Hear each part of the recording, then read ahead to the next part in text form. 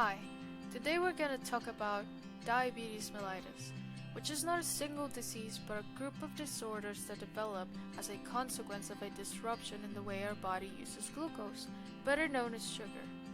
There are different types of diabetes mellitus, but in this video we're going to address type 2 diabetes mellitus, the most common one that accounts for around 90% of all cases of diabetes.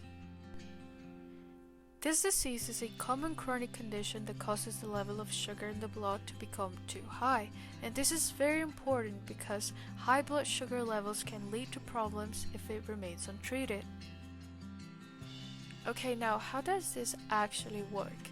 So let's start with the fact that our bodies are made of cells, and all of those cells need sugar to work properly. We usually get the glucose or sugar from food. And in order to get that glucose inside the cells so they can provide the very much needed energy for our bodies, we need the help of this very important hormone called insulin. But if there's not enough insulin, or if our body stops responding to insulin, sugar builds up in the blood, and this will lead to high blood sugar levels that with time can lead to different problems. This is basically what happens to people with diabetes. It's very important to talk about this topic because it's one of the main causes of disease around the world, and the numbers keep rising.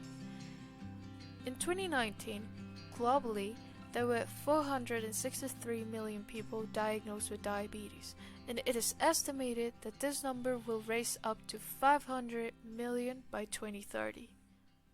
In Mexico, during 2018, approximately 82 million people above 20 years old had diabetes. How do I get diabetes? Well, there is not a specific cause for diabetes actually.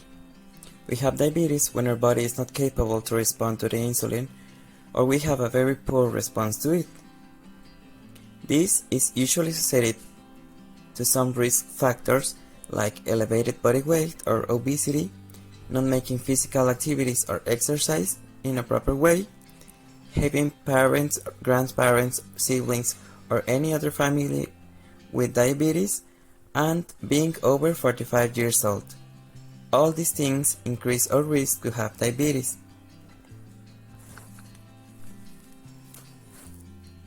Usually, when people have diabetes, they have some signs and symptoms that will suggest that they are having the disease. Some of these are increased hunger and thirst, frequent urination because of the amount of water that they are drinking, fatigue, and weight loss, although they are eating more food than the usual. All these signs and symptoms will happen because of our bad response to insulin.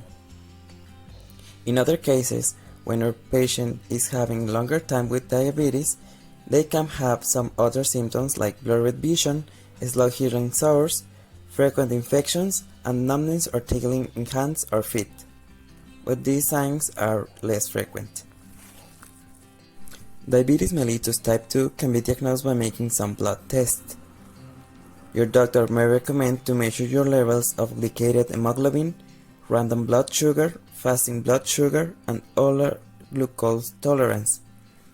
All these tests are for measuring your blood sugar levels and your body response to the insulin. Usually, high levels in one or more tests can be a sign of diabetes, but it's very important that you talk with your doctor about your results so they can make a good diagnosis and start a treatment. Regarding treatment, it consists of maintaining a good lifestyle. It is mainly recommended to maintain a Mediterranean diet that contains foods of plant origin. In addition, to maintain an adequate weight, we must perform physical activity that can be walking, swimming, or cycling. And finally, about the pharmacological treatment, it consists mainly on metformin that allows to control the blood sugar level. About the prevention, as we saw previously, risk factors are based on weight, and treatment it's basically weight control. So prevention can be summarized in avoiding bad eating habits and doing constant physical activity, as well as reducing or avoiding smoking. Finally, we will mention some frequently asked questions about diabetes. First of all, is diabetes mellitus still curable? The answer is no. There is no cure for diabetes, but people with diabetes do well when their blood sugar is controlled with the treatment mentioned above. The next question is, what complications can diabetes present? Over time and without good control, problems can develop with the kidneys, skin, eyes, and other organs. These complications are, for example, diabetic nephropathy, diabetic retinopathy, and diabetic foot.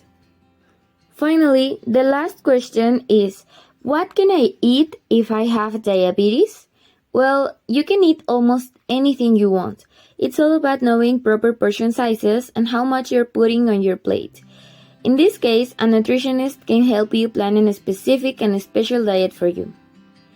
We appreciate your attention and invite you to raise awareness in commemoration of World Diabetes Day.